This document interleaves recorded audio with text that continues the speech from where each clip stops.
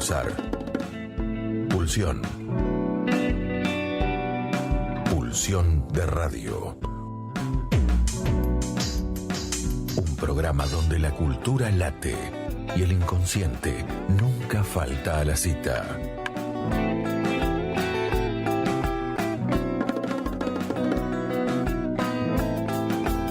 Conducción y producción: Gabriel Pulice, Luis Di Santo y Diego Yaiche.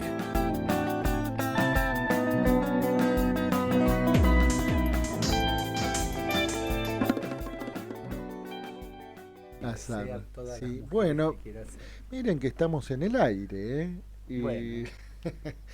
Orden en la sala. Muy buenas noches, y señoras y señores, nuestra distinguida audiencia. Esto es Pulsión de Radio, cuarta temporada, episodio número 31. Me acompaña aquí Gabriel Nicola. Hola, buenas noches. Muy buenas noches, Gabriel. Buenas noches a todos. Y bueno, un distinguido integrante de nuestro equipo de producción, que a falta de Diego Yaiche y de Luis Di Santo, que cada uno está en sus respectivos asuntos. Después, bueno, no le vamos a contar intimidades. Claro. Sí. Así que bueno, bienvenido a esta primera hora, y ahora nos vas a contar lo que vamos a tener después. Pero vamos a saludar a nuestro distinguidísimo invitado también. Muy buenas noches, Oscar Lamorgia. Bueno, muy buenas noches, y es un gusto para mí volver a estar una vez más en este programa, que siempre me olvido de que es un programa de radio y se convierte en una charla entre amigos, y que creo que es la mejor dinámica que puede tener un programa, ¿no? En base a lo que le llega a los oyentes, ¿no? Es verdad. Para nosotros también un placer tenerlo nuevamente por aquí, con, bueno, siempre temas de lo más interesantes para poner en conversación, como si no nos escuchara nadie, ¿no? Bien, y bueno, y les cuento, porque antes de hacer la presentación formal de nuestro invitado, vamos a presentar el programa.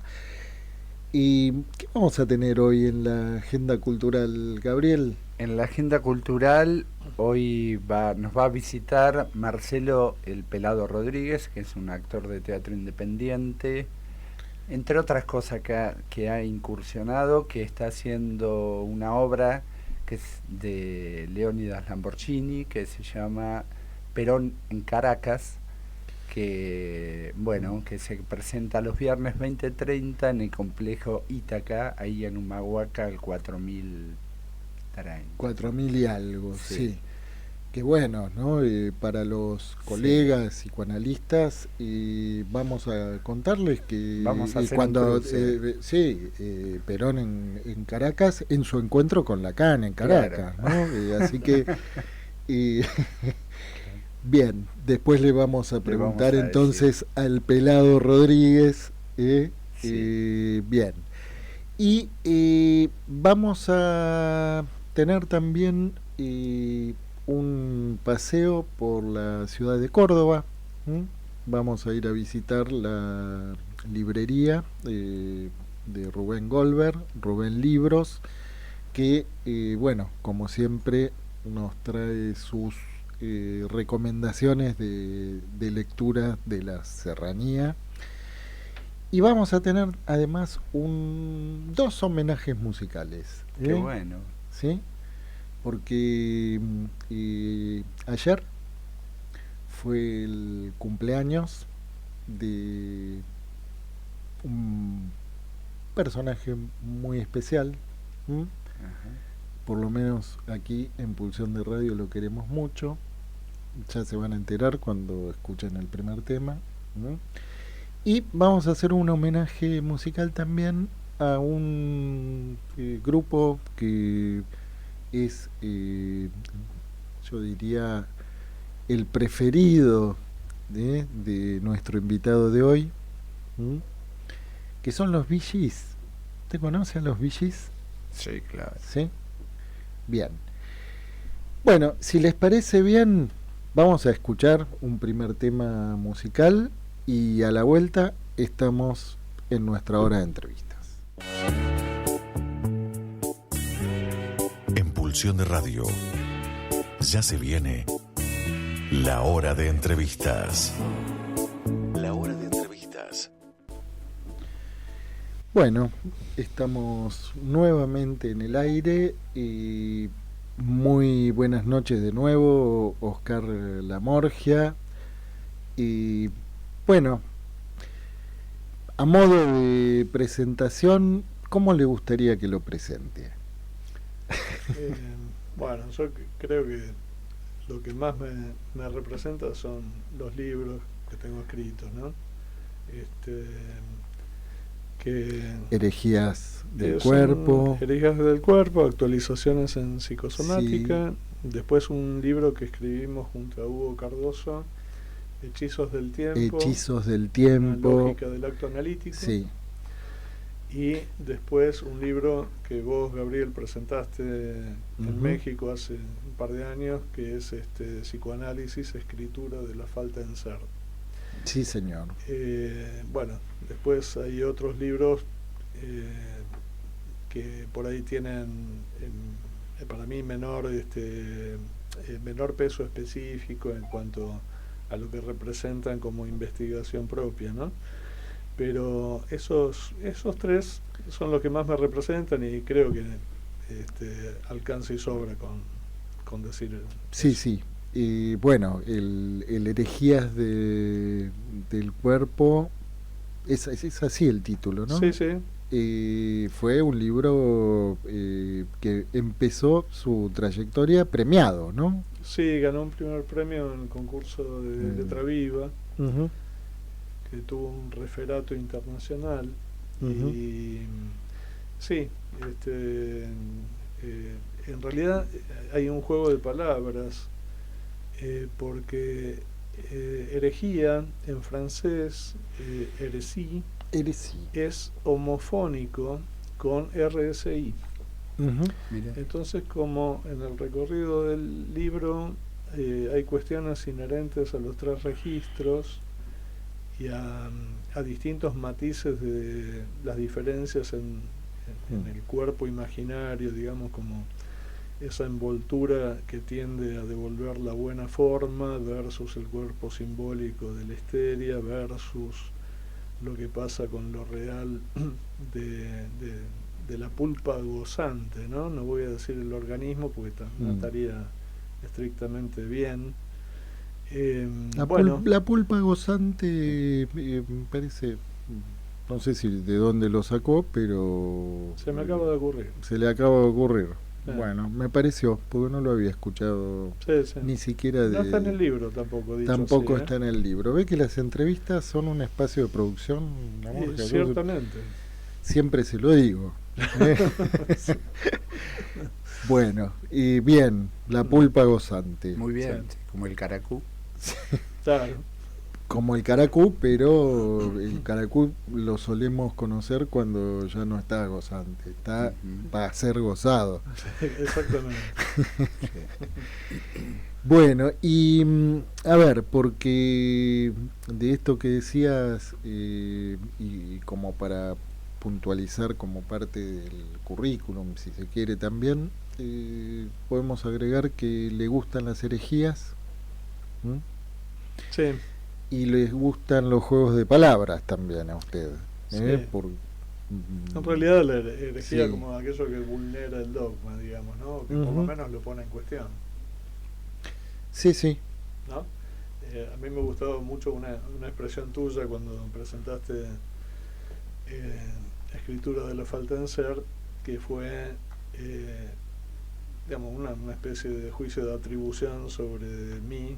Sí. Que era esto de hablar sin vasallaje de escuelas, ¿no? Sin el encorsetamiento que a veces determinados lugares imponen de manera más tácita que expresa, pero que pesan sobre el decir, y a veces de una manera que fosiliza los conceptos,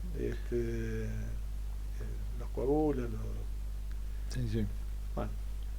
Sí, los diseca, Sí, ¿no? sí, claro. Y va a contramano de la pulpa gozante, Sí, claro. ¿no? El concepto disecado. Pero bueno, en esa presentación yo recuerdo haber también destacado algo que me parece una suerte de don, ¿no? En su escritura, que es que Oscar Lamurgia es un gran ilustrador, ¿m? Pero no porque sepa dibujar, sino por el modo de presentar, a veces con trazos muy precisos, figuras, me refiero con esto, bueno, a minifábulas, en fin, todo tipo de figuras retóricas, ilustrativas, que muchas veces tienen ese efecto de ordenar y esclarecer cosas que dichas en lenguajes técnicos resultan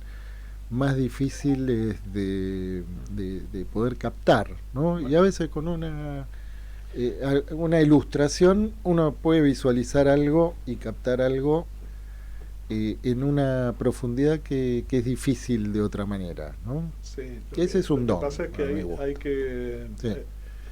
hay que vérselas con una crítica que tiene ese modo, Uh-huh. porque algunas de las analogías que yo uso pueden ser una parte de una película, o pueden ser un chiste, o puede ser algo que se me ocurre en el momento, Sí. pero está ese prejuicio que hace suponer, ese prejuicio de los prejuiciosos, parroquia, de los prejuiciosos, claro, sí. que hace suponer que lo imaginario es el hijo bobo del nudo Borromeo. Sí. Y en realidad, cuando Lacan dibuja el nudo, Sí. bueno, ya sabemos de dónde lo toma, el nudo, digamos, el registro de lo imaginario no es un círculo más chiquito que los otros dos. Y por otro lado, en la constitución subjetiva, mejor que esté, ¿no? Y no que falte. Sí, sí. Por las consecuencias que tienen, las consecuencias subjetivas en el a posteriori. Entonces, que un concepto que de por sí es de difícil digestión pueda a lo mejor ser un tanto allanado, y digamos, porque hay conceptos que por su complejidad resisten a la captación intuitiva. Entonces me parece que viene a cuento lo de Nietzsche, ¿no? Algunos oscurecen las aguas para que parezcan más profundas. Bueno, yo la verdad que renuncio a ese truco. Sí, la verdad que sí. Sí. Sí, renuncio a eso. Por otro lado, también hay que estar advertido que el exceso de claridad genera el mismo efecto, sí. ¿no? Que la oscuridad más absoluta. Entonces, el exceso de claridad, en aras de una pedagogía a como dé lugar, hace que uno termine hablando de otra cosa y los conceptos pierdan rigor. Entonces, uno está ahí siempre en un borde, ¿no? La analogía puede estar buena, pero hay que estar advertido de que si uno se pasa para el otro lado... Sí. Sí, bueno, esto que decías en relación a esa suerte de degradación de lo imaginario, fundamentalmente el valor clínico, ¿no? En buena medida también es responsabilidad del mismo Lacan, ¿no? Que bueno, en esa suerte de pelea, ¿no? Con los analistas de la época, de los post-freudianos, y bueno, perdió de vista, parece que algo que después, bueno, pudo recuperar, ¿no? Sí. pero quien no vio en el recorrido de Lacan cuando venía la curva y se termina estrellando también, ¿no? Bueno, ahí pasó algo y se me ocurre Sí. otra analogía. A ver. Ustedes saben que hasta bien entrados los años 70 siguieron encontrando en algunas islas del Pacífico algunos guerreros japoneses que habían peleado en la Segunda Guerra Mundial, Sí. y que por haber naufragado y quedado allí incomunicados no sabían que la guerra había terminado. Entonces, ¿cómo se enteraba el mundo de que ahí había gente que había estado viviendo comiendo raíces, manteniendo el armamento en el mejor estado posible y con los uniformes raídos? Porque pasaba un barco pesquero y los japoneses le tiraban pensando que eran los aliados. Entonces lo que hacía Japón era mandar un barco de época con gente uniformada como en el año 40 y un equipo de psicólogos lo llevaban a la isla madre, bueno, trabajaban con él, lo condecoraban, en fin. Creo que el último que hallaron fue por el 74, por ahí. Entonces, yo creo que una cosa era sostener la batalla que Lacan tenía contra la psicología del yo o los post-freudianos para verlo en una versión más amplificada, y otra cosa es seguir peleando una guerra que ya terminó.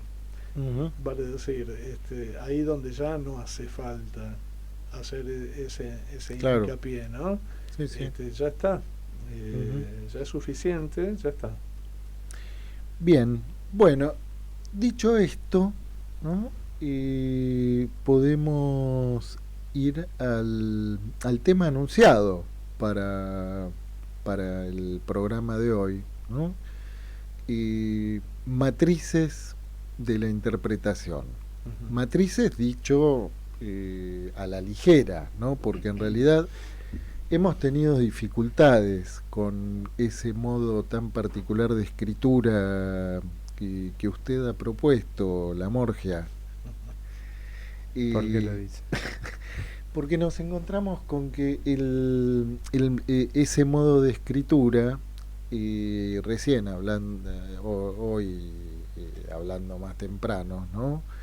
Yo le contaba a Oscar que al tratar de escribir el matrices con la R esa propia de las marcas registradas, esa R me volvió loco porque me desconfiguraba las otras letras de la palabra matrices y se me desconfiguraba todo en el momento en el que estaba intentando configurar el flyer, ¿no?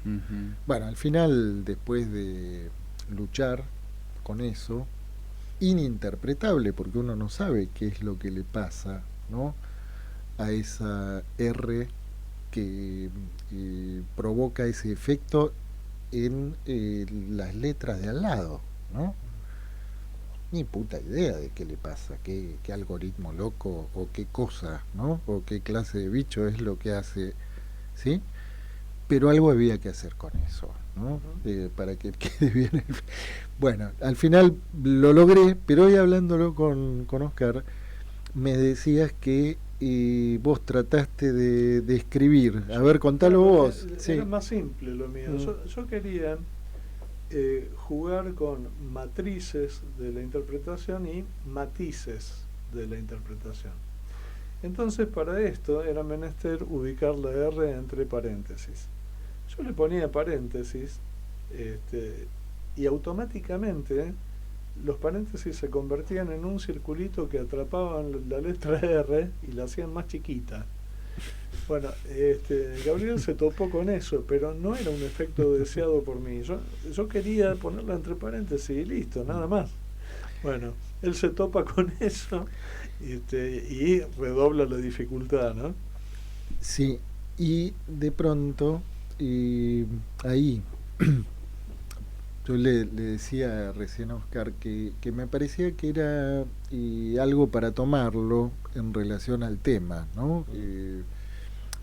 En donde, bueno, ahora sí te vamos a pedir que bueno, abrir el juego, ¿no? En relación a qué es esto sobre lo que vos venís trabajando y de algún modo una recuperación, ¿no? del concepto de interpretación que a veces parece que incluso en el campo del psicoanálisis y bueno, uno tiene la sensación de que vienen ciertas oleadas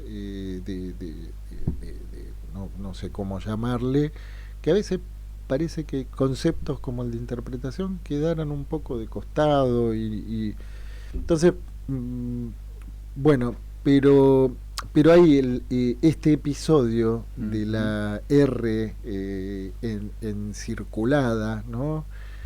Y el, parecía muy ilustrativo de esto que eh, irrumpe sin que nadie lo espere y sin que nadie lo llame, ¿no? Y que nos pone en un brete, Y ¿no? que se sale de cálculo. Que se sale del cálculo, que es inadivinable lo que pasa con eso, ¿no? No sé, a lo mejor un programador lo puede explicar, pero y que es muy representativo de lo que se pone en juego, por un lado, como límite a la interpretación, ¿no? Como algo con lo que hay que hacer, ¿no? Y que también el pensar qué hacer con eso pone en juego otro registro de la interpretación, Sí, ¿no? claro. Bueno, Claro. esto... Claro. Bueno, un poco tomándonos de ese ejemplo que fue totalmente azaroso y que sirve para inocular el bichito del fuera de cálculo, ¿no? De la interpretación. Jean Alouche plantea que, creo que es en Letra por Letra, que tiene como subtítulo traducir, transcribir, transliterar, que la interpretación opera en el analista como palabra impuesta, es decir, la interpretación es al analista equivalente de un lapsus cometido por el analizante.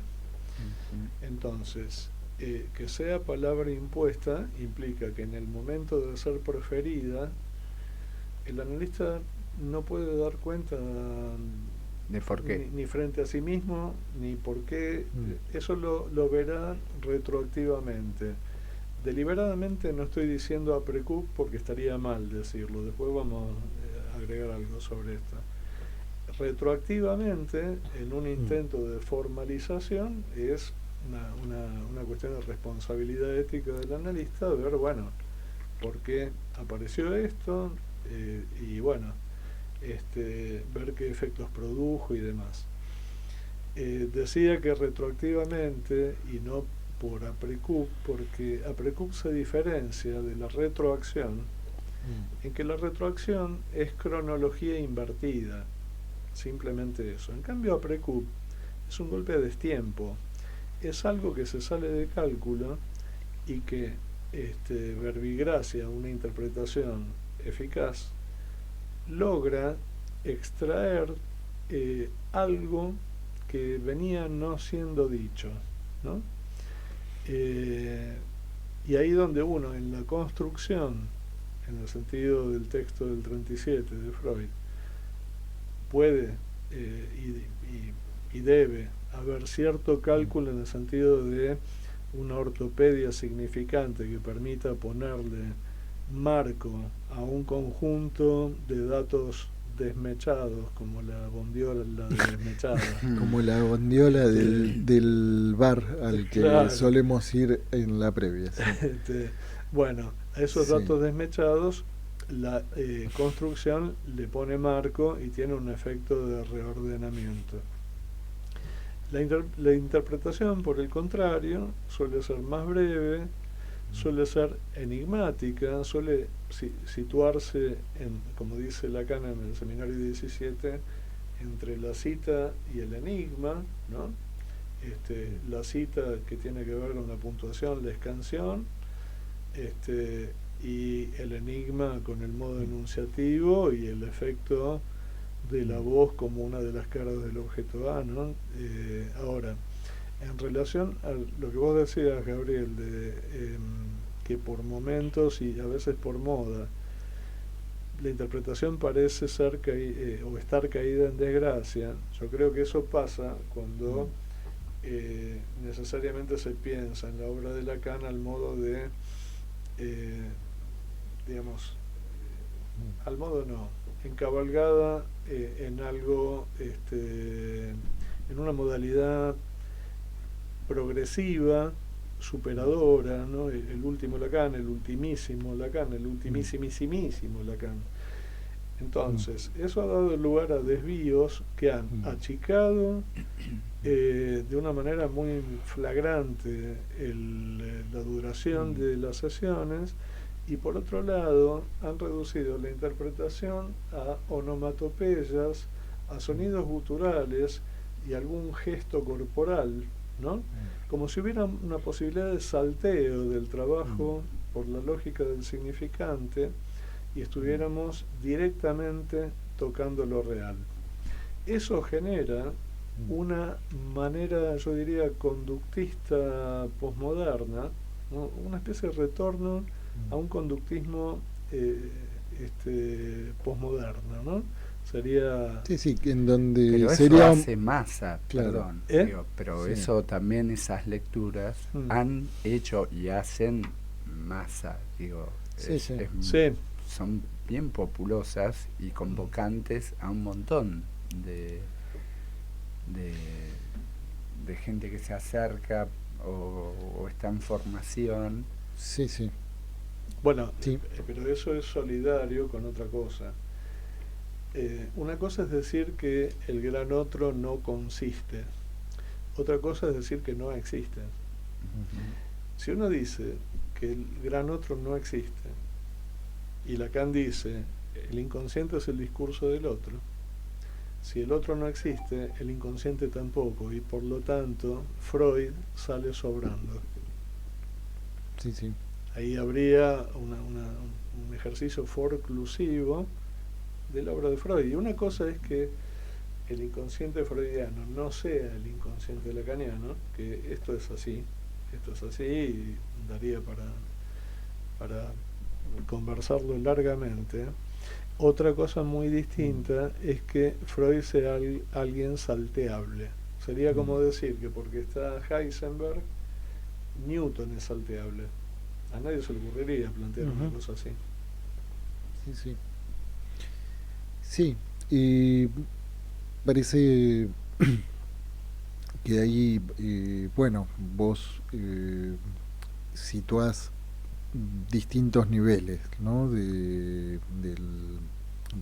del asunto que nos interesa, ¿no? Porque entonces ahí la interpretación, ¿no?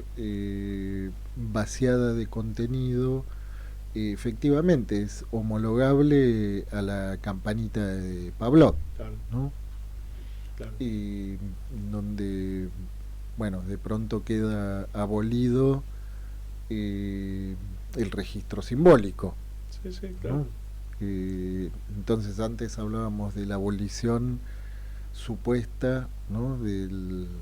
O lo imaginario como el hijo bobo, y entonces el hijo bobo pasa a ser el registro simbólico. Claro, ¿no? Claro.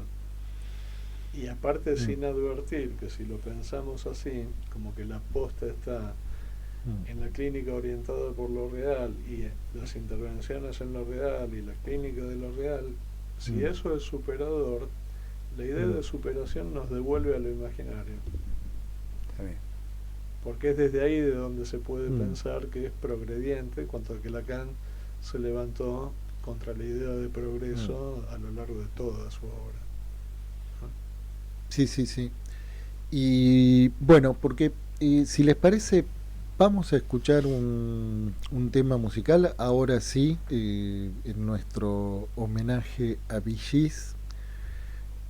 y parafraseando a Pink Floyd, Wish You Were Here.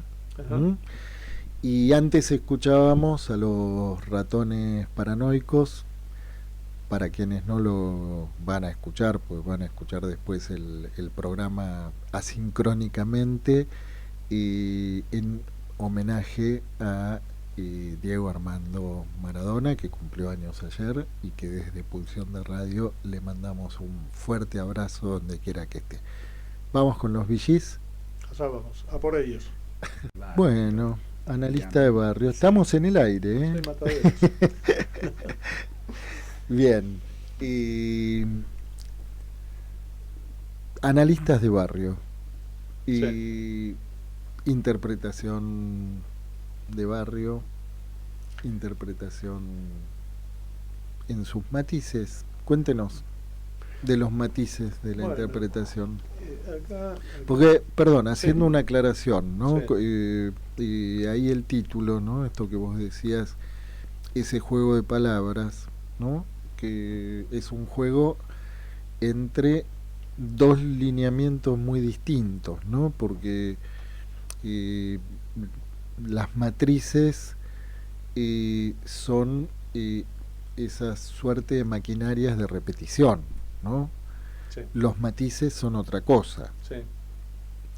Bueno, A ver, yo creo que en los matices de la interpretación y esto que surgió espontáneamente de analistas de barrio que marcaba acá Gabriel, bueno, yo creía que tenía un semblante más ilustrado que barrial, veo que no ahora, pero no, me depende parece de qué barrio, la sí, Morgia. exactamente. ¿Eh? Sí, Porque analista Santa de Fe, barrio Rodríguez puede ser de Villafroy, exactamente. que es un barrio también. No, bueno, yo creo que ahí es donde el semblante del analista se adecua y debe adecuarse al caso por caso de cada consultante. Y es ahí donde determinados modos de intervención son operativos. Digamos, yo descreo absolutamente de que el análisis sea elitista en relación a la formación intelectual de alguien. Me parece que la apertura de oreja de ese alguien y el acceso a cierta responsabilidad en torno de su historia, el modo de nominación de su queja y demás, es algo que bien acompañado es independiente de la extracción socioeconómica y sociocultural de la persona que consulta. Pero ahí está en el savoir-faire del analista la construcción de un semblante que ustedes mismos lo pueden ver en Lacan. Hubo muchos años que no se conocían los testimonios de Lacan, después empezaron a salir el de Pierre, el de Sí, empezaron a salir del placar los claro, analizantes François Perrier, sí. Jean-Guy Godin, bueno, varios, ¿no? Stuart Sí. Schneiderman, Sí. y ahí, si uno no supiera que el analista es Lacan, en todos los casos parece que fuera un analista distinto el que está trabajando con Sí. ellos, ¿no? Porque con uno tomaba whisky mientras hablaban de Bueyes Perdidos, con otro tomaba té con dátiles, mientras hacía como que se dejaba seducir por esta condición de playboy de Pierre, bueno, distintos modos de intervención, inclusive en la compilación de anécdotas que hace Alush, que eran 123 anécdotas con Lacan, después 213 y después 312, ¿no? Ha recolocado los números. Ahí uno también se encuentra con un Lacan que procede absolutamente diferente con cada consultante. Ahora, eso haría los matices de la interpretación, y también los matices tienen que ver con que cuando Lacan en L'Étourdi dice que la interpretación debe recaer sobre la lógica, sobre la gramática y sobre la homofonía, ahí está mostrando cómo la interpretación torpedea o acota determinados modos de goce, ¿no? Si recae sobre la homofonía, es justamente sobre el goce del otro, en el intervalo entre lo real y lo imaginario. Si lo hace en la gramática va a ser entre lo simbólico y lo real, ¿no? Donde está el goce fálico. Y si recaen sobre la lógica, va a ser entre lo simbólico y lo imaginario, donde está el goce del sentido. ¿Para qué? Para reventar, o sea, ahí mismo, en ese mismo escrito, Lacan dice, la interpretación es sentido y va contra la significación. A mí eso durante mucho tiempo me rompió la cabeza. ¿Cómo es sentido la interpretación? Es sentido en el aspecto de vector. Está orientada a reventar la significación. Es sentido y va contra la significación. Como si fuera una flecha. Sí, sí. ¿No? Entonces, cuando apunta... No se podría decir, va a contramano, ¿no? Sí, claro. Entonces, cuando torpedea justamente la lógica que está en el intervalo entre imaginario y simbólico, que lo que da cuenta de eso es el discurrir de la palabra vacía, o esas teorías que a veces tiene alguien que se presenta como obsesivo, que es un discurrir donde está... es como un cronista de su propia vida, pero está desimplicado de ese armado, salvo para ser aplaudido, ¿no? Cuando relata una hazaña, una proeza. Entonces ahí, digamos, la posición del analista no es estar en espera de que se produzca un lapsus o que traiga un sueño, salvo que sea alguien que traiga un sueño porque está tan alienado al otro que como el analista analiza sueño, traiga un sueño. Salvo esos casos, el primer intento de barradura subjetiva pasa por acorralarlo en su propia lógica. Y eso es justamente haciendo hincapié en las contradicciones, en las paradojas y en las contraparadojas de lo que viene a traer, como una primera línea punteada del sujeto que después va a dar lugar a que si comete un lapsus no se encoja de hombros tan fácilmente. En tanto que si uno está al acecho de que aparezca una formación del inconsciente in situ, va a decir, me equivoqué, sigo adelante. Como un papamoscas con la palmeta, ¿no? Claro. A la espera del... Claro. Al acecho, de las formaciones del inconsciente. Parado en la horqueta, ¿no? Sí. Claro. Sí. Claro. Discúlpeme la imagen. No, un poco académica. Pero sí. Está bien. Entonces, bueno, digo, hay distintos modos de interpretación, pero que no tienen que ver con el momento de la enseñanza de Lacan, sino que tienen que ver con cuál es el goce parasitario que queremos acotar en el consultante, ¿no? Porque digo, la lógica binaria de cierto psicoanálisis hace pensar que el deseo es bueno y el goce es malo, ¿no? Pero ¿cuál goce es malo? El goce parasitario que evita en el síntoma. El goce, en cambio, el goce sublimatorio, fruto de ese saber hacer con lo incurable que da lugar a la producción de un objeto que antes no estaba y que hace lazo social, ese no hay que acotar ese goce. Así que bueno, la multiplicación de los goces nos saca de esa lógica binaria de deseo bueno, goce malo.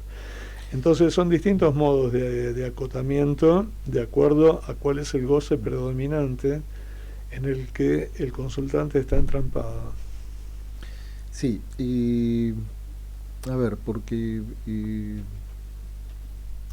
tomando, bueno, lo que estabas diciendo recién, pero también lo que vos transmitís en el texto, y parece que se pierde de vista, ¿no? que Lacan va transitando su propia experiencia y uno puede ver ahí ciertos movimientos que también se pueden observar en el recorrido de Freud, ¿no? En donde su propia experiencia clínica los hace topar con bueno, ciertos encuentros y ciertas encrucijadas que llevan a repensar algunas cosas, ¿no? Y ahora, después uno se va encontrando también con que parece que en ese recorrido las cosas que se fueron situando en un momento después se descartan, ¿no?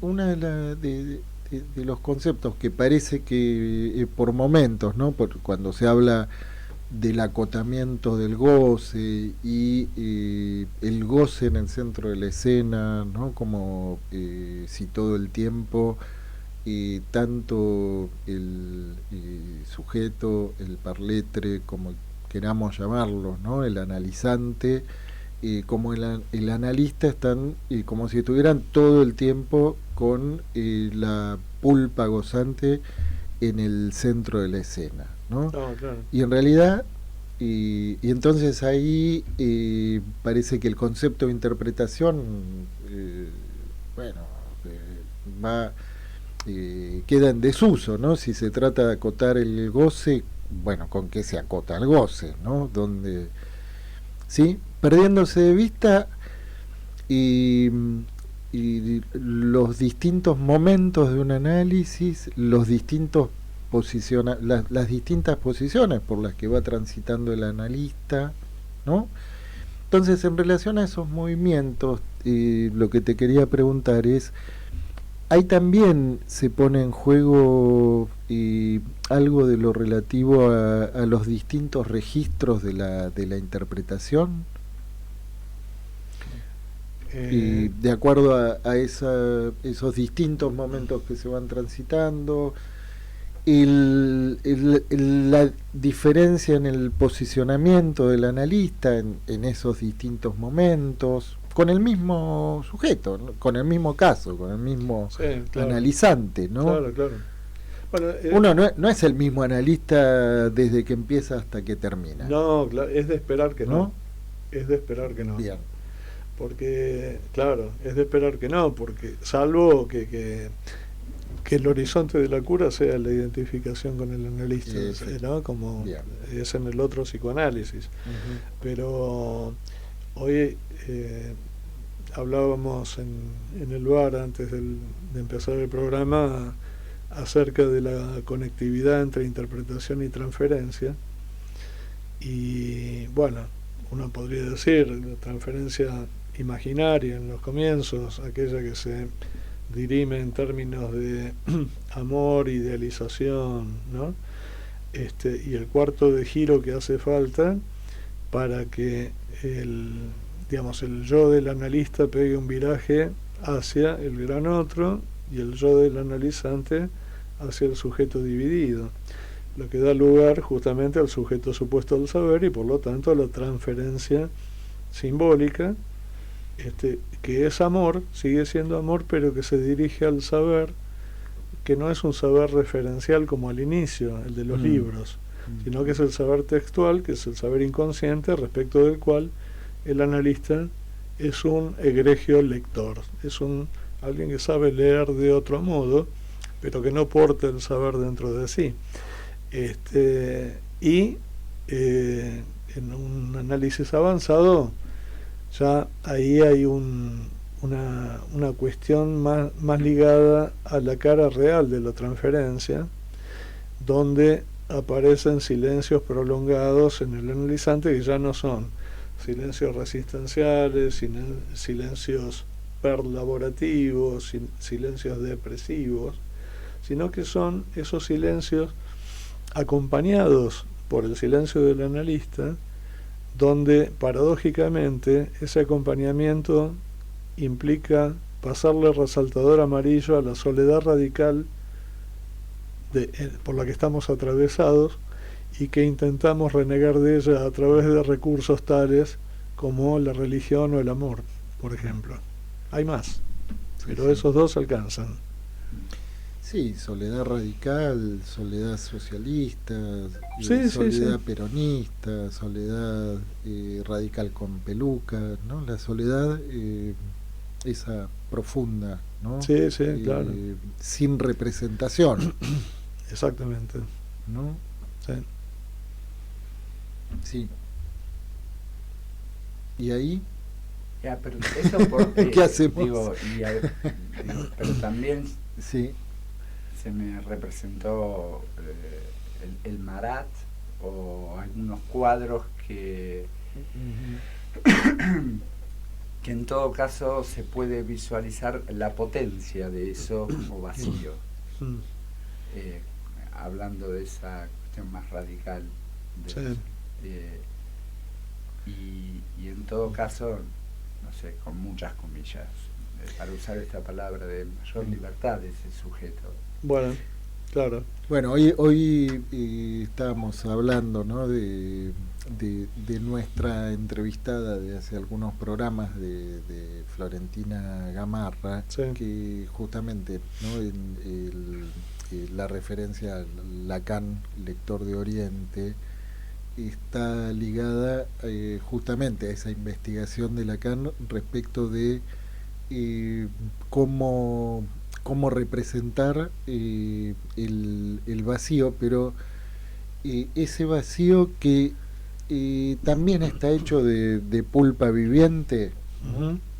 Bueno, porque es un vacío que se bordea.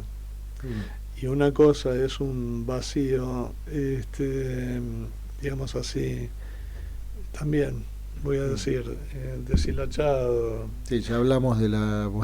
Y otra cosa distinta, sí, es un vacío que verbigracia el análisis esté perimetrado por distintas puntadas de un hilo que arman un ojal. Entonces, el ojal bordea un vacío, pero le da una dignidad que ese vacío no tenía por ser antes un desgarro, y donde el parletre apuntaba a generar en ese desgarro una sutura por vía de lo imaginario. En cambio ahora no, adquiere ese vacío una nueva dignidad, y cuando se llega a ese punto de soledad radical y el acompañamiento concomitante de esa soledad, tan concomitante como paradójico, bueno, estamos ahí en los umbrales de la destitución subjetiva, donde hay una expansión de la libertad, como vos decías, pero no hay manera es una perogrullada lo que voy a decir, no hay manera de tener un otro garante de la verdad última y al mismo tiempo ser libre. Entonces la libertad va de la mano con esa asunción de la soledad radical. Bien, y este es un capítulo de una nueva escritura, de un proyecto de publicación, Oscar. Es un capítulo, Matrices de la Interpretación, es uno de los capítulos de un libro que estoy corrigiendo, que se llama Lo inconsciente y el ello, formaciones, donde lo que aparece es un despliegue tanto de las formaciones de lo inconsciente como de las formaciones del objeto A y los entrecruzamientos, digamos, no hay ahí un orden de tajancia que no tenga permeabilidad entre una cosa y la otra, ¿no? Sabemos que las formaciones del objeto A no son patognomónicas de ninguna estructura, así que bueno, sí, se trata de un capítulo de ese texto que ya no creo que vea la luz en el año en curso, sino ya quedaría para el que viene. El año en curso ya estamos llegando al fin del ya cuatrimestre. Estamos en el pan dulce y la sidra, la farruca. Sí. Sí, ¿y qué otros capítulos nos puede adelantar de ese proyecto editorial? Hay otro. En 3 minutos, 2 minutos y medio. Otro de los capítulos se llama el inconsciente, lo inconsciente y el ello, y muestra los dos puntos de permeabilidad que hay entre esas dos instancias. Uno es el fantasma y el otro es la letra. Hay otro de los capítulos donde desarrolla y despliega el esquema R en Lacan, pero poniéndolo a trabajar no en dos dimensiones, sino no solo desplegando lo que significa cada uno de los matemas que están allí, sino recortando la franja de la realidad que está en el medio, convirtiéndola en una banda de Moebius y poniéndola a producir y ver a qué da lugar eso. Así que bueno, movidito. Sí, el esquema lambda topologizado. Exactamente, ¿no? claro, sí. Bien. Bueno, en este minuto y medio, no sé, Gabriel, si te quedó alguna pregunta por hacer. No, la verdad que fue... Hay una manera de acercarse a conceptos que son súper complejos, que en el modo de articularlos se vuelven, no sé, más asibles, más palpables, más convocantes. A esto me refiero con más amigable, sí, ¿no? con analista de barrio, porque hay más calle. Sí. Esto me gusta. Bueno, gracias. Bueno, Oscar, ¿alguna última palabra para decir? No, solamente agradecer nuevamente la invitación. Yo acá me siento como en mi casa. Ustedes saben, yo vivo solo. Y efectivamente la dinámica de la puesta en conversación hace que haya podido hablar de lo que tenía pensado hablar, pero desde aspectos y matices que no eran los que tenía programados, lo cual es muy bueno. Bueno, y hoy hizo su debut conceptual, La pulpa gozante. Claro, exactamente. Bien. Bueno, vamos, muchas gracias por venir. Nosotros nos vamos ahora a una tanda de la radio y a la vuelta tenemos el Rincón de los Libreros desde la ciudad de Córdoba y recibimos al Pelado Rodríguez en nuestra agenda cultural. En Pulsión de Radio ya se viene El Rincón de los Libreros, la columna que en tu biblioteca no puede faltar. Bueno, muy buenas noches, Rubén Gómez. ¿Estás por ahí? Amigo. Acá estoy, buenas noches para ustedes también. Bueno, hoy me dejaron solito mis compañeros, pero por suerte conseguí nuevas compañías. Bueno, el señor Luis Di Santo se está yendo de viaje por la Patagonia y Diego Yaeche anda en otras cosas.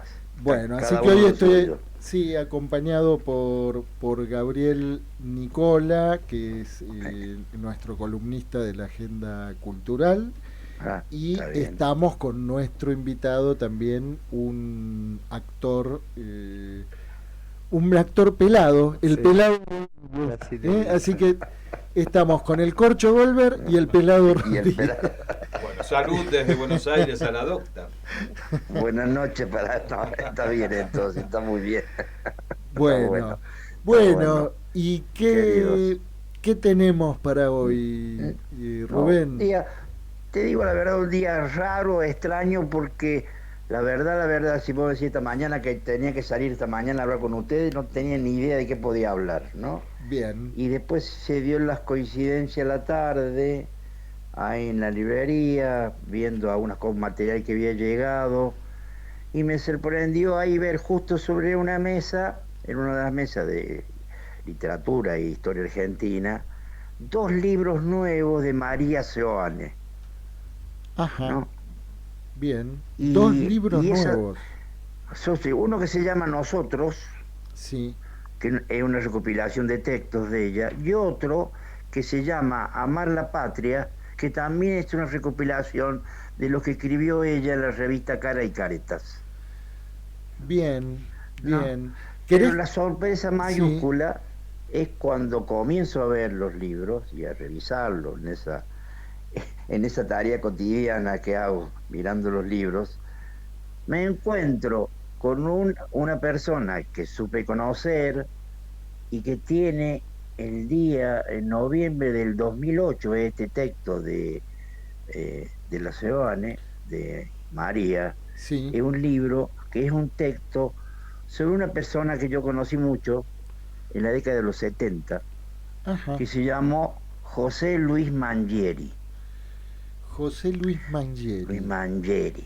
Pero fíjate la coincidencia, porque justo se conmemora mañana, primero, un aniversario de su muerte. Y yo agarro el texto y Sí, después descubro eso, que se va a cumplir un aniversario. O sea, 16 años hace que ha fallecido Mangieri. Para con- mucha gente, Mangieri, sobre todo para sí, los jóvenes, ¿quién es Mangieri? sí. Fue el creador de la ¿Quién es revista María La Rosa Seoane? Las Sí, dos, los dos te iba a preguntar también, sí, como para sí. que nos des algunas referencias para a nuestra A ver. audiencia. Mangieri es un editor de la década del 70 Sí, que tenía una revista, es un ícono de aquellos años, se llama La Rosa La Rosa Blindada, Blindada, que es una librería, perdón, una era revista. una revista que tenía política, poesía, literatura, donde estaba lo mejor de ese momento de la intelectualidad argentina, ¿no? ¿Te, Nutida en Buenos Aires, ¿no? te acordás de algunos autores que hayan, Y te que digo, hayan y por transitado ejemplo, por te voy a la... decir uno, Sí. Juan Gelman, te diría uno, Juan Gelman. Arrancamos González, de a poquito. sí, González Tuñón. Sí, Y bueno, y otra cantidad de gente mayúscula de aquellos años, y donde una librería que todavía está en la calle Corriente, que se llama Hernández, ese era como el sí, la lugar librería de Hernández. reunión, y la librería que estaba cerca de ahí, que era de Fausto, y Sí. se reunían en La Paz, todo, que tuve la suerte de tener alguna posibilidad de encontrarlos ahí a varios de ellos, ¿no? De a varios de ellos, ¿no? Sí, Y justo, sí. mirá, abro este libro y aparece este texto en la recordación de que lo titula ella, Un poeta blindado, que es una característica donde lo muestra a José Luis Mangieri, ¿no? Que está ligado a todo ese momento de los 70, hay que ubicarse Sí. y él tenía un editorial muy importante donde se editaba todo lo que ese momento se leía en la Argentina, que es el momento de más esplendor, creo que de lo que más se leyó en la Argentina en esos años, ¿no? Bueno, un Desde momento toda la de... izquierda, toda la Sí, izquierda. Todo lo que busque, desde Ho Chi Minh al Che, a Lenin, a todo lo que se te ocurra, está editado por Rosa Blindada. Todo bueno, estaba ¿sabés? editado ahí. Vos te cuento Sí. la obra que está protagonizando Marcelo el Pelado Rodríguez, que es quien está acá acompañándonos ya. Y la obra está titulada Perón en Caracas. Así que bueno, estamos Sí, sobre textos estamos de en Leónidas Estamos- Lamborghini. sobre Estamos en textos de Leónidas Lamborghini. Lamborghini. Sí. Lamborghini, sí. Amor. Claro, vos me pedías decir otros nombres, te diría Sí. Casullo, Landi, te diría así que me van por Antiero, todo ese grupo intelectual de la década del 70, ¿no? Que después la mayoría estuvo exiliado en México, ¿no? Una época esplendorosa, ¿no? Total, sí, y sí, muy que tuve la convulsionada suerte. culturalmente. Argentina, bueno, yo me acuerdo en una entrevista a Cito Lema que él Ajá. nos contaba, de hecho, él estaba casado con una mujer de origen, de nacionalidad holandesa, que había sido la traductora de la revista Crisis. Que, Crisis, mira, sí, sí, que en esa época se traducía a varios idiomas, tenía una claro. tirada en Europa impresionante, ¿no? Ah, Digo, el sí, sí, impacto que sí, sí. tenía la producción cultural en Argentina a fines de los 60, principios de los 70, ¿no? Esta época que vos estás nombrando, ¿no? Claro. Corcho. Exacto. Fíjate, en la etapa de que Horacio González, director de la Biblioteca Nacional, Sí. Se hace un facsímil de la revista, de varias revistas de aquella época, el Escarabajo de Oro es otra, y hace un facsímil de La Rosa Blindada y de la otra revista Pasado y Presente. Estoy hablando de hace muchos años, ¿no? De revistas Sí, de hace muchos años, ¿no? sí, sí, sí. ¿No? Y de los libros, otro monumento de la literatura y de las revistas argentinas, ¿no? La revista Los Libros que dirigía Smuckler, el Toto Smuckler. Bueno, ¿y de la autora qué nos podés decir?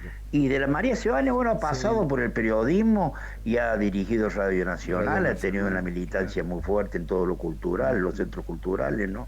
Fue directora, como te digo, Radio Nacional, una periodista de mucho nombre, que tiene un libro fantástico para mí, que es un libro sobre Helvar, ¿no? Que el burgués maldito. El burgués maldito. Que maldito, sí, que es un libro para entender un momento de los 70 también, ¿no? De los 70. Ese libro, te digo, es cabecera. Alguien que tiene que leer los 70 tiene que caer en ese libro, El burgués maldito, ¿no? Que es una biografía de Bert Helvar. Bien, entonces vamos encadenando recomendaciones de lectura, ¿no? Vamos encadenando. Viste que no sabías de qué ibas a hablar. Y son al final son los mejores días, ¿no? Yo soy más viejo que todos ustedes, es el problema. No sé si el problema es la realidad. Mira, pero tenés una memoria prodigiosa, por lo menos. Es lo que me salva todavía, te digo, para estar en la librería. El día que pierda la memoria, pongo una casa de zapatos, que va a entrar un cliente y va a pedir mocasines 38, no hay manera que me equivoque. En cambio, con los libros tengo que tener la memoria. El día que perder la memoria, ya no estaré más en la librería. No estaré más en la librería. Bueno, ¿qué...? Y te recomiendo estos dos títulos, recomiendo Nosotros, es otro libro de una reflexión sobre lo que somos los argentinos, ¿no? Es un libro de mucha pasión, de muchas razones, ¿no? Sobre lo que componemos, lo que somos los argentinos, ¿no? Ese es un libro nuevo, decías. Es un libro nuevo, publicado por Octubre, por la editorial Octubre. Ambos son publicados. Amar la Patria y Nosotros son dos libros publicados por la editorial Octubre. Bien. Así que sí, un panorama, te digo, lo de Amar la Patria es una recopilación, como usted decía, de la revista Caras y Caretas. El otro es un texto ya más contemporáneo, te diría, ¿no? Más de lo último que produjo María Sebane, ¿no? Sí, sí, que en ese sentido es tan contemporáneo como lo que estamos viviendo, ¿no? Exactamente, sí. Yo no sé cómo denominarlo, si contemporáneo o prehistórico, no sé yo. No sé. No me animo a definirlo rápidamente a esta altura de la noche. Sí, porque Tengo que equivocarme. Porque las predicciones de Charlie eran que los dinosaurios iban a desaparecer. Sí, por eso te digo. Pero parece que resisten. Resisten al tiempo. Así que bueno, y siempre, bueno, está presente.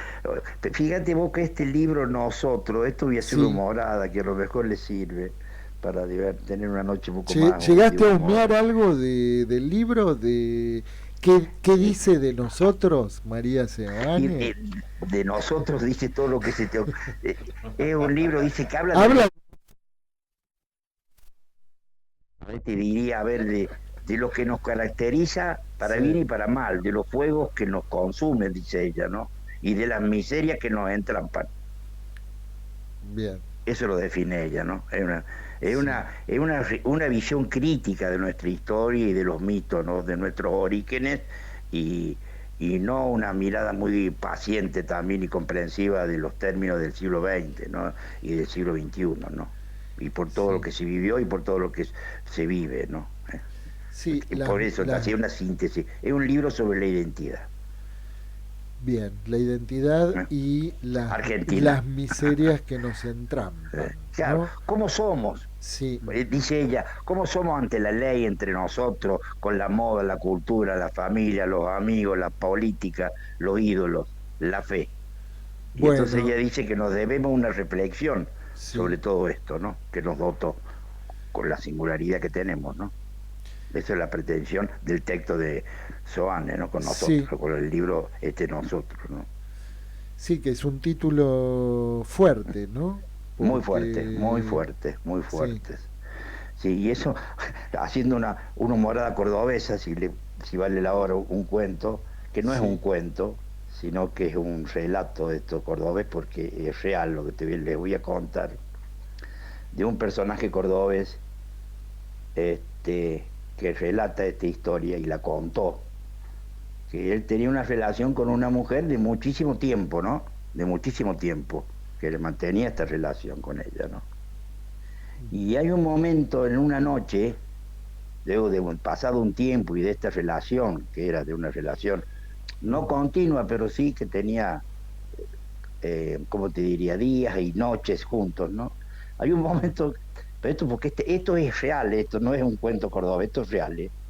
Hay un momento en una noche que ella le pregunta a esta persona, ¿qué somos nosotros? ¿No? sí, es la pregunta temida, ¿no? Bueno, pero ¿sabés la respuesta de este personaje que fue el que le dijo? A ver. Cordobeses.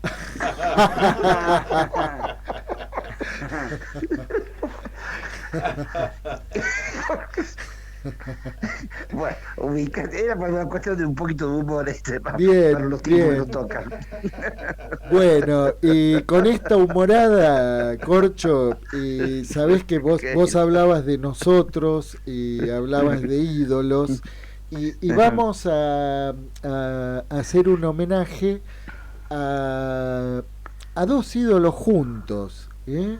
A ver, sí, Porque bueno, hoy estamos haciendo un homenaje al Diego, que fue ayer al su 10. cumpleaños. Antes escuchamos Exacto.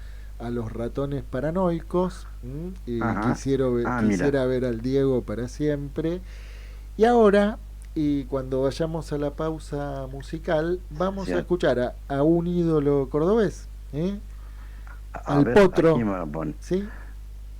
Bueno, ¿Sí? sí, Y también en ese homenaje, Al Diego. al Diego. al Diego. Sí, hay una sola cosa que yo no, por mi pasado periodístico Sí, y mi presencia como hincha de Talleres, hay una sola cosa que la tengo ahí, no la voy a, no quiero decir que no se lo voy a perdonar, ¿a pero lo quién? tengo archivado a Maradona. A Se ver, puso un día la camiseta de Belgrano. se puso la camiseta La de... camiseta Mirá, de Belgrano. Y yo sí, soy de sí, Talleres, y yo soy de Talleres. sí, se puso la de Newell's también, se puso la de Gimnasia. Sí. Bueno, sí, ha cometido, Pero, no, no, no son bueno, los peores pecados que ha cometido. no. Pero te quiero decir que en esa Sí, época de periodista deportivo, yo estuve en la cancha el día que jugó Argentino Junior contra Talleres en Buenos Aires. sí, Sí, yo estuve ahí. Pero lo, está bien, era era un sí, hombre, un jugador para la gente de Argentino Junior. Nosotros que veníamos de Córdoba no lo teníamos incorporado todavía como el gran jugador que ya era, ¿no?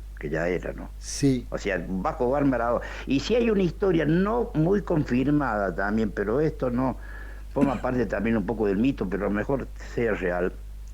Hay un momento que dicen, el presidente de Talleres era Nuccitelli, Amadeo Nuccitelli, Amadeo ¿no? Nuccitelli, sí, me acuerdo, Nuccitelli. sí, sí. Bueno, y hay un intento de un cambio de Maradona a Talleres y Daniel Valencia Argentino Junior.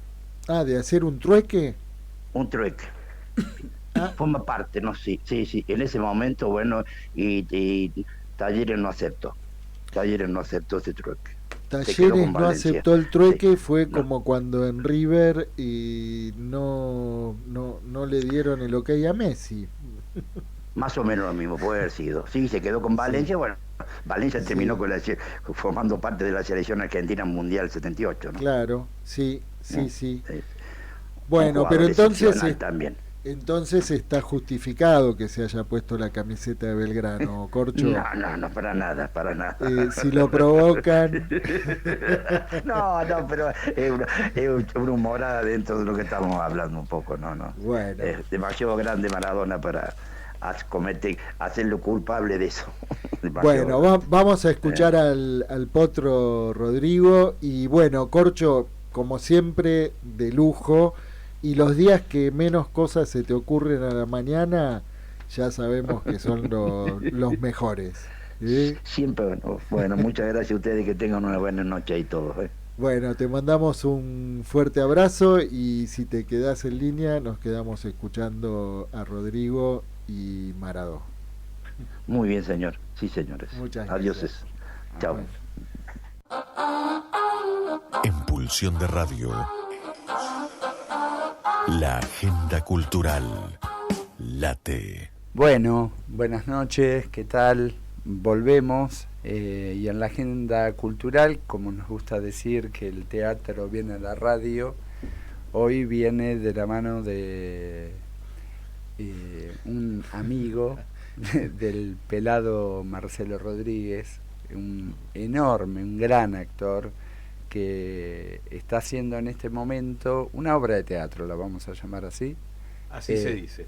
Que se llama Perón en Caracas, de Leónidas Lamborghini, que está los viernes a las 20:30 en el complejo Ítaca, ahí en Humahuaca. 4027, buenas noches, habla Muy Marcelo buenas Pelado noches. Rodríguez. Y que la dirige Guillermo Guío.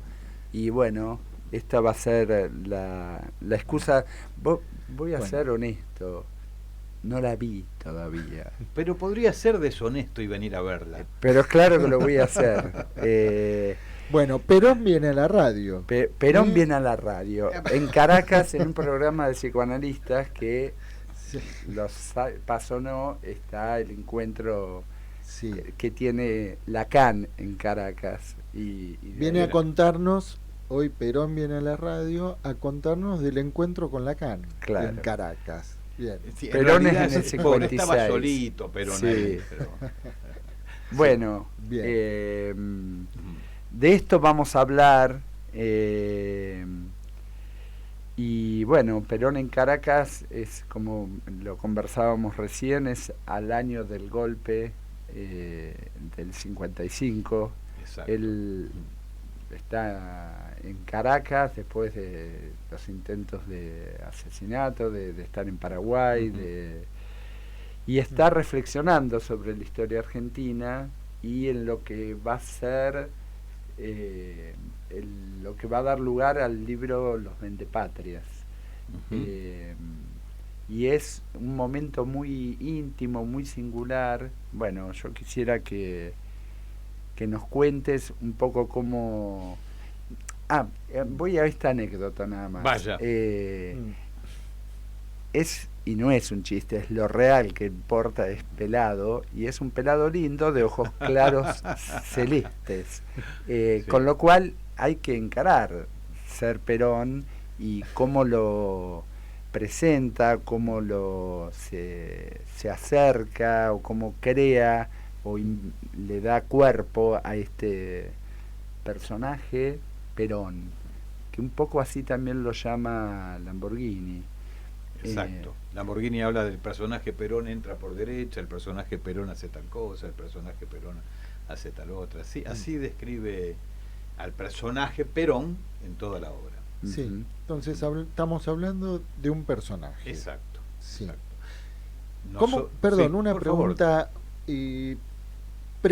una precuela, ¿no? Claro. Que es, ¿cómo te encontraste con la obra?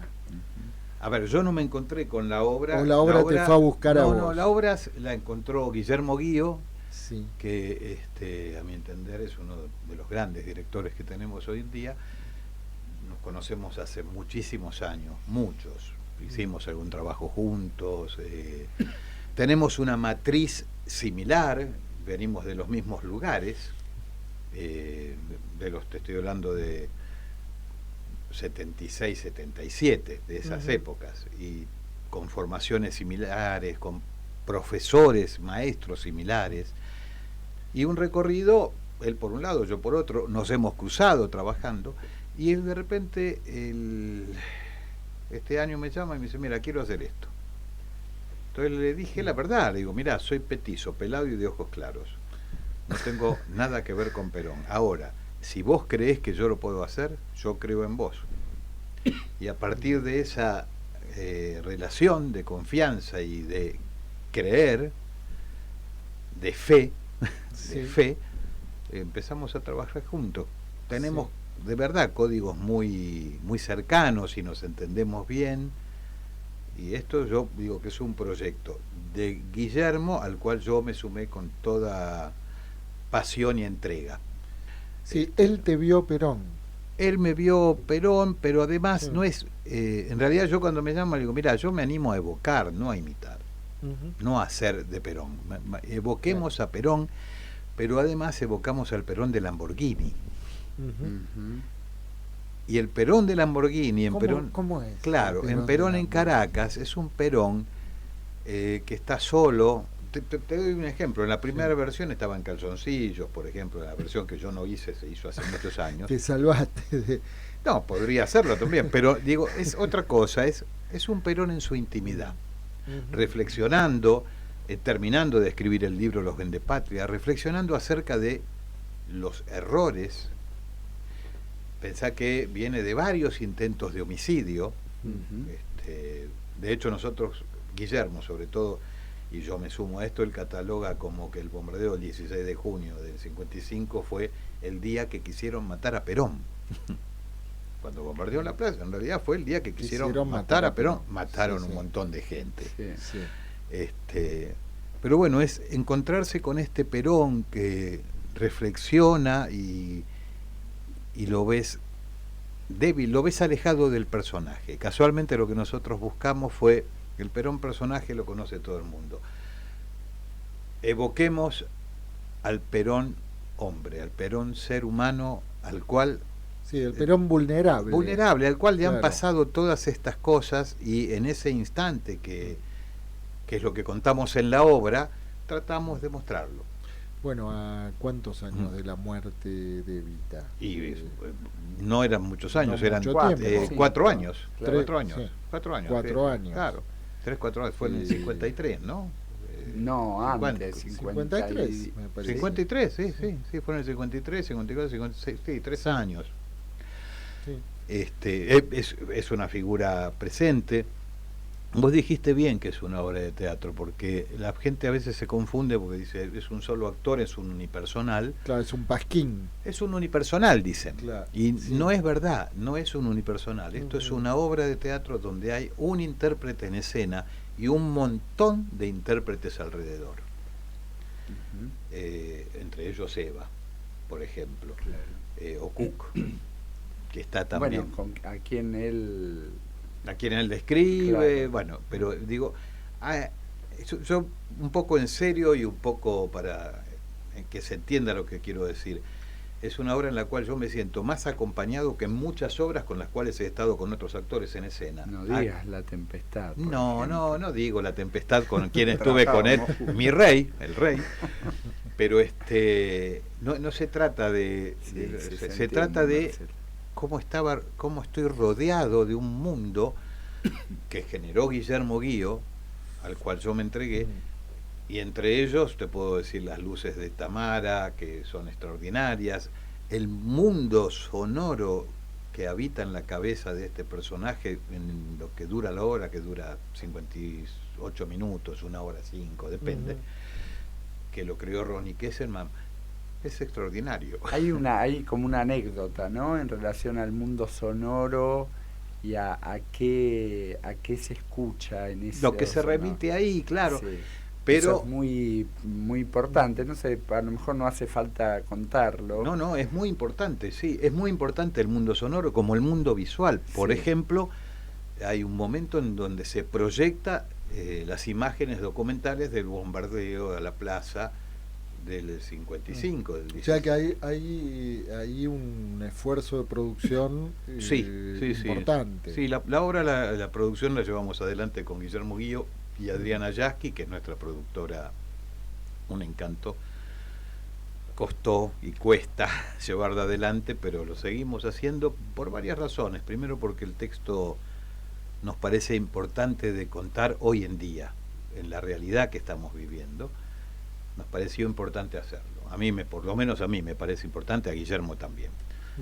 Eso por una razón. Y por el otro lado es el trabajo artístico que se hizo. Se hizo un trabajo a conciencia, te diría que de investigación no histórica, de investigación, claro, una investigación donde empezamos a tratar de encontrar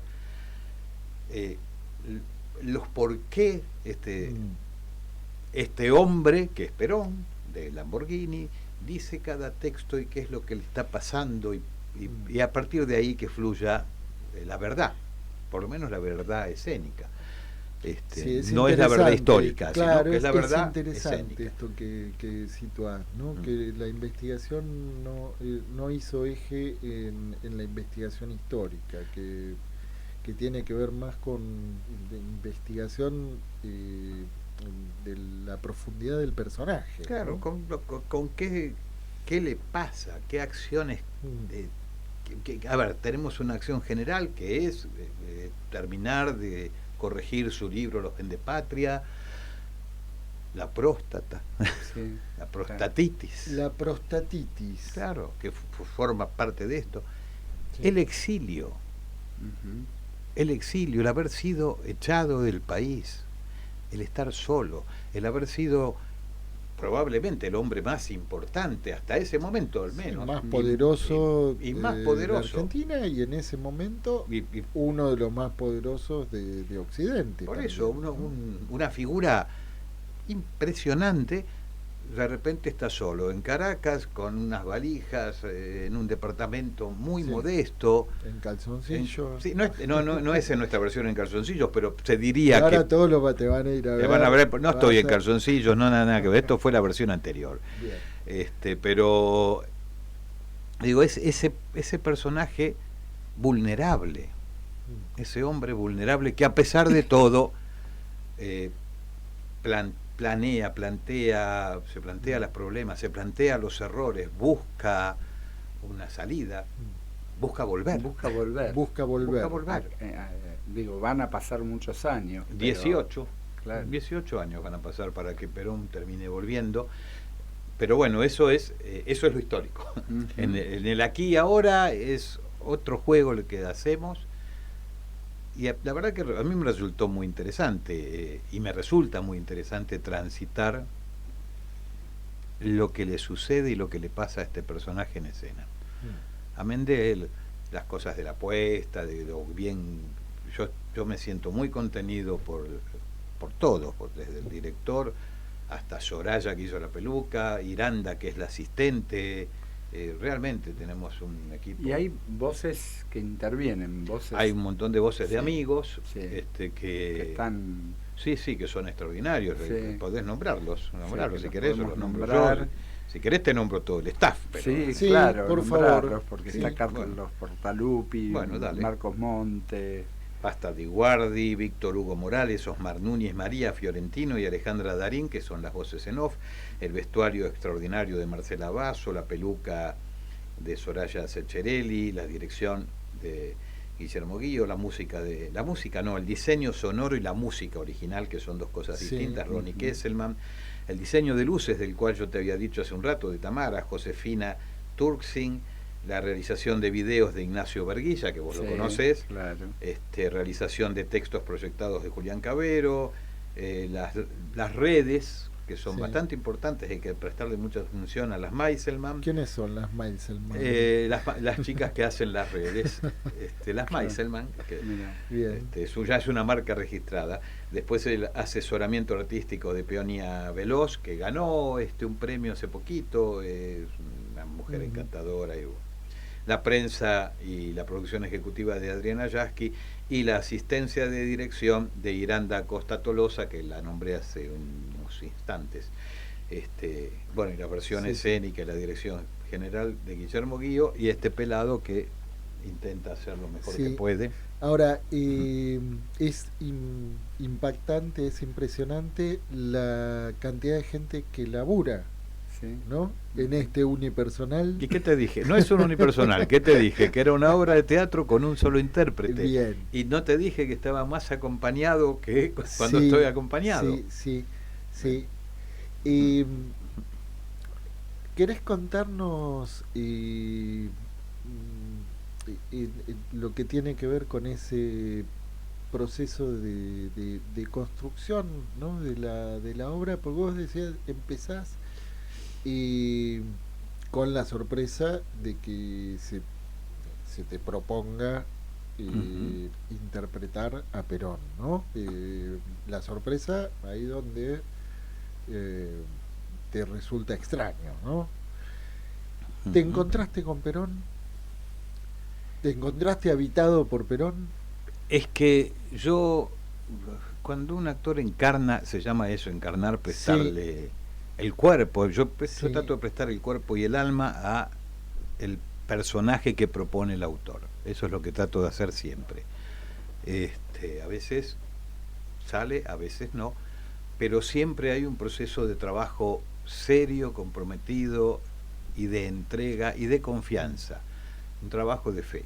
A veces uno tiene encontronazos o no cree mucho en un director o en una propuesta, pero al momento de hacer la escena se tiene que sacar todos esos cuestionamientos y entregarse.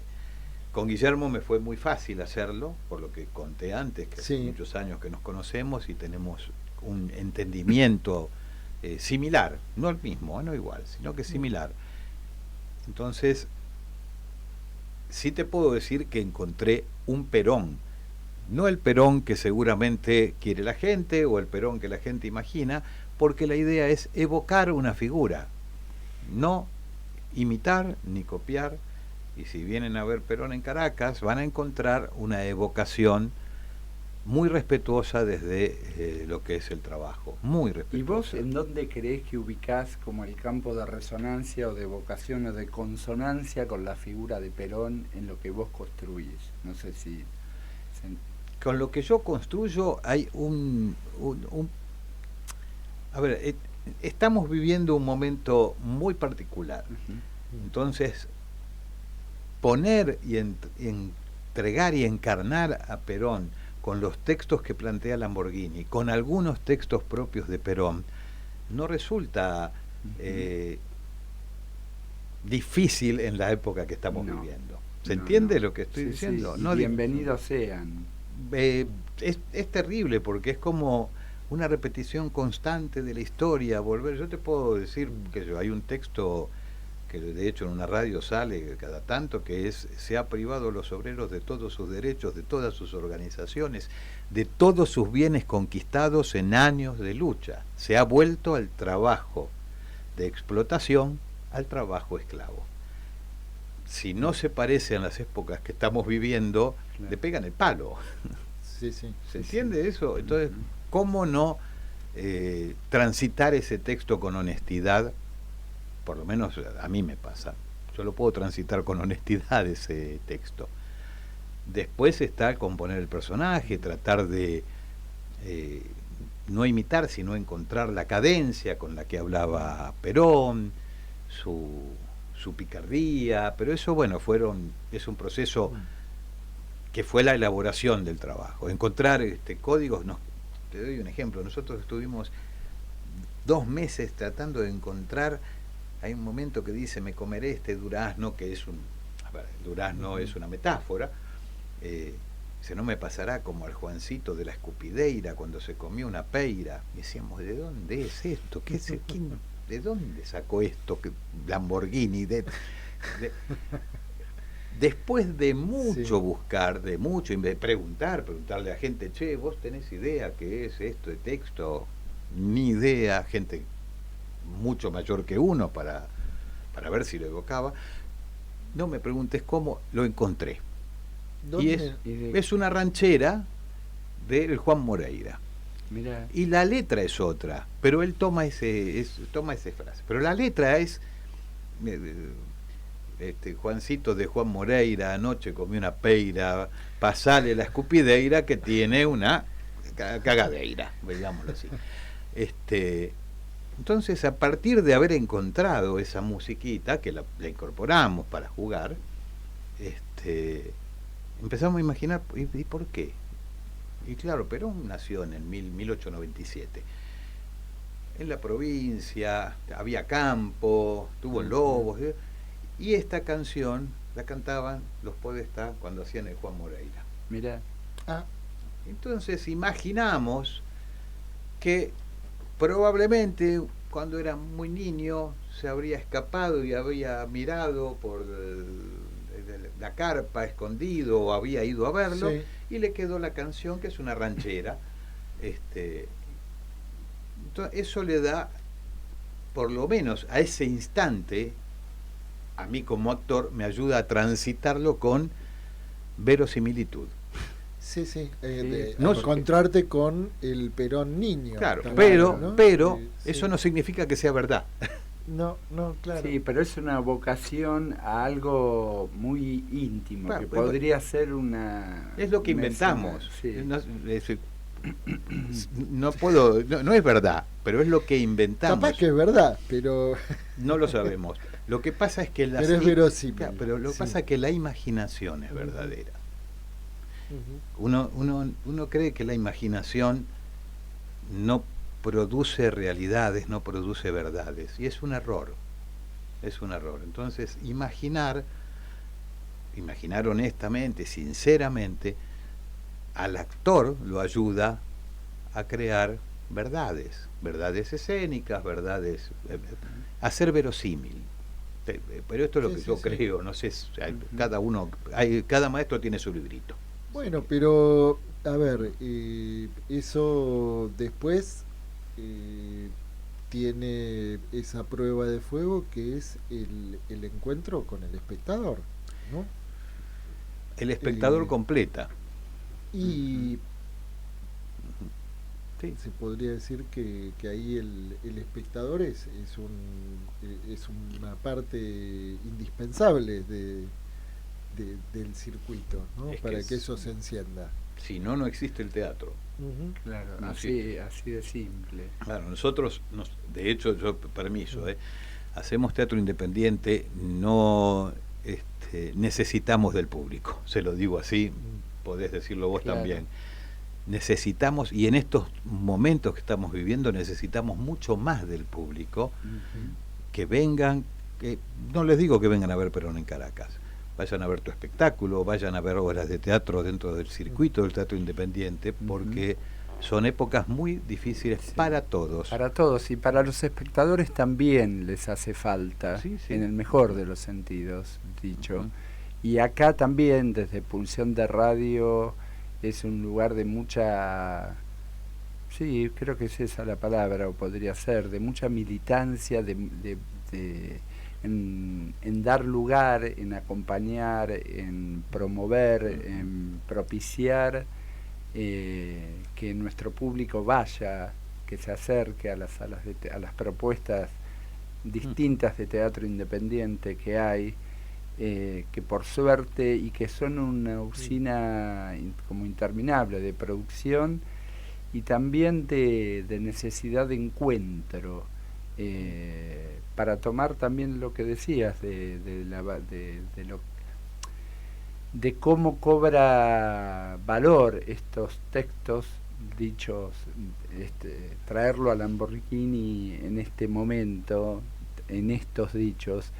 Yo hoy comentaba, estoy casi seguro que hubo una versión leída para una reinauguración en el sótano de la librería Gandhi por parte de Cristina Vanegas. Es probable, de este texto. Y que bueno, y que también el dramaturgo fue exiliado. Digo, él también tenía una relación muy particular con el exilio. Digo, al tomar la figura de Perón en Caracas. Y del exilio, perdón, donde también fue, hasta te diría que aislado de todo lo que era el circuito de poetas y escritores en aquel momento en México, creo que fue. Sí. Sí, sí. Y hablando del público, ¿qué retorno? Mira, el retorno en general, nosotros están las opiniones en Alternativa Teatral, pueden meterse en Alternativa Teatral, Sí. buscar Perón en Caracas, busquen el Perón en Caracas de este año, no el que pasó, Sí. y ahí van a ver... ¿Qué dicen? No, las opiniones que hay son todas buenas, en general, de las que han publicado. ¿Algo que te haya tomado de sorpresa? No. Yo soy un bicho raro. Yo hago. Ahí se me movió algo acá. Sí, yo me quedé sin sonido. Ahora sí. Ahí ¿sí? Se escucha. Yo trato de hacer, y la crítica me dura un día, porque siempre le digo, dice, uy, me criticaron, pero al otro día se me pasa. Y las caricias también me duran un día, y digo, uy, qué lindo, me acariciaron. Bueno, la acción y la actividad es hacer. Si me pongo a embelezarme con los buenos, con las buenas críticas, o a castigarme por las malas críticas, me pierdo del hacer y no tiene... Tengo ese ejercicio, digamos que tengo ese ejercicio. Las críticas han sido, o los comentarios, ¿no?, han sido buenos, algunas críticas han sido muy buenas también, cosa que estamos agradecidos. Tengo un amigo que me llamó un día a la 1 de la mañana, me dijo de todo, me dijo, enojadísimo. ¿Sí? Es gorila, así que Claro, lo entendí. Sí, pero tengo otros gorilas que vinieron y les encantó. Claro. Tenía que tenía una crítica personal, Sí. porque hablaba de peronismo militante, y no tiene nada que ver, porque a mí me preguntaron en un reportaje si yo soy peronista, y yo dije que no. Claro, eso es algo que te iba a preguntar, ¿no? Ujú. Si es una obra que tenga una posición de peronismo militante, pero bueno, lo acabas de decir, no tiene que ver con eso. Nosotros estamos mostrando, primero que estamos contando una obra de un autor, de Lamborghini, uno de los poetas más importantes de nuestra historia, te diría, y estamos haciendo un trabajo teatral, donde el compromiso es con la entrega que nosotros hacemos una obra de teatro. Punto. A mí me preguntan políticamente dónde estoy parado, yo lo digo públicamente, digo, yo estoy en la izquierda, soy comunista, no tengo empacho, con todas las críticas que eso trae, y más decirlo ahora en estas épocas, así que mira, tengo que salir de la radio corriendo seguramente. Sí, ahora, y las cosas que pueden llegar a... Es decir, pero... Pero nosotros hoy te entrevistamos, pero no tenemos nada que ver con vos. No tiene nada que ver, quédense tranquilos, yo los eximo. Apenas te conocemos. Pero digo, la obra en sí abre un montón de cuestionamientos, abre una mirada sobre el peronismo, tiene unos textos que son, desde mi punto de vista, textos que deberíamos tener todos en cuenta, no importa dónde estemos parados políticamente. Después, para algunos no tiene crítica, para otros es una obra crítica.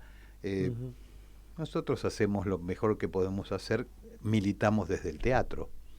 Ahora, la militancia no significa voten a fulano, voten a mengano. Significa pensémonos, reflexionemos, veamos cuáles son los errores, por qué repetimos la misma historia, por qué nos equivocamos siempre, qué es lo que pasa en este país.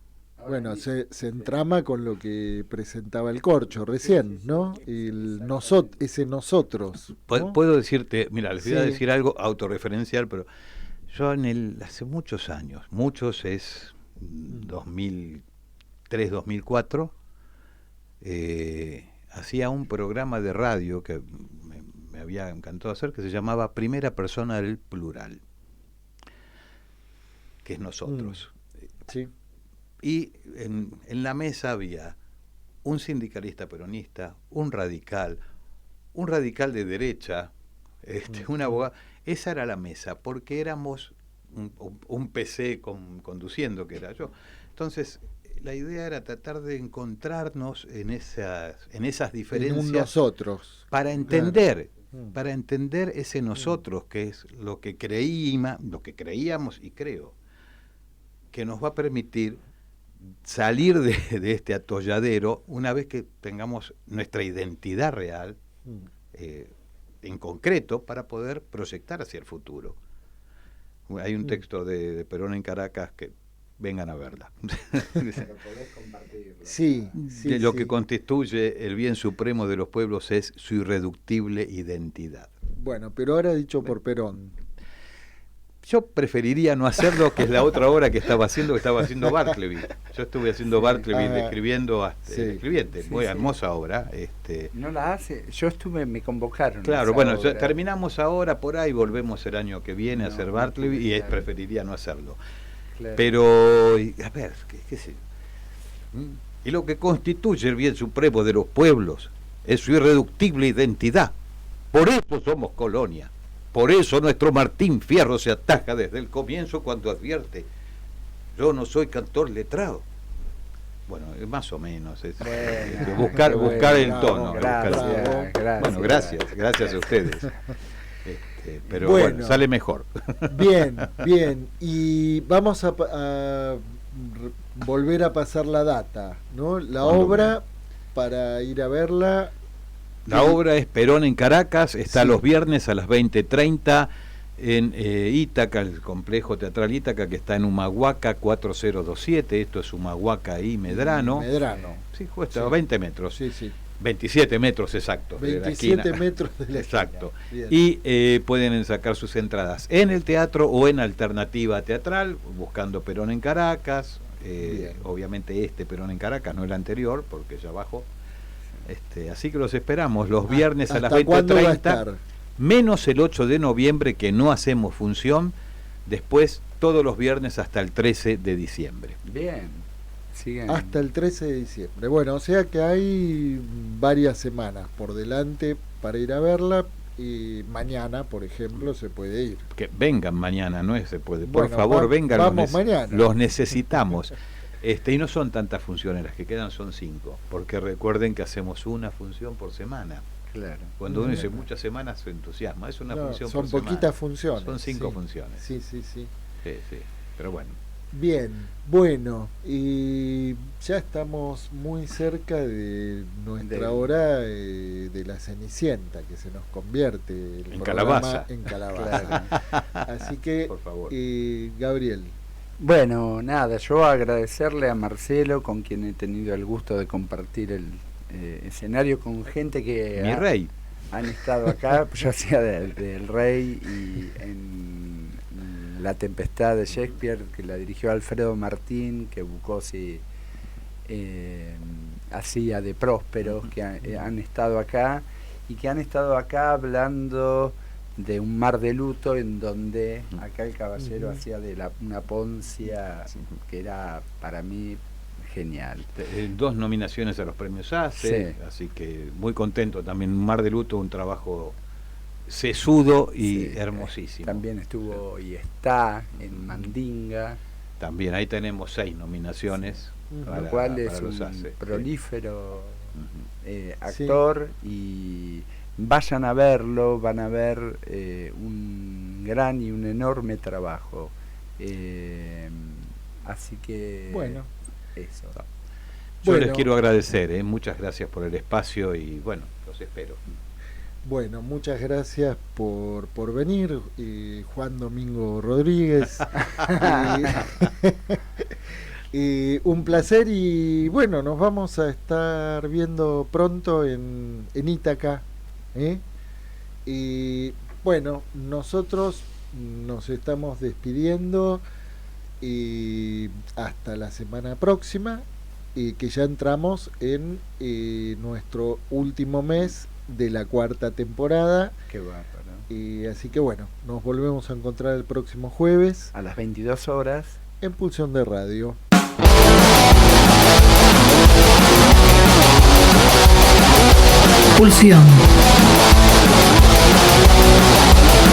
Pulsión de Radio. Un programa programa donde la cultura late y el inconsciente nunca falta a la cita.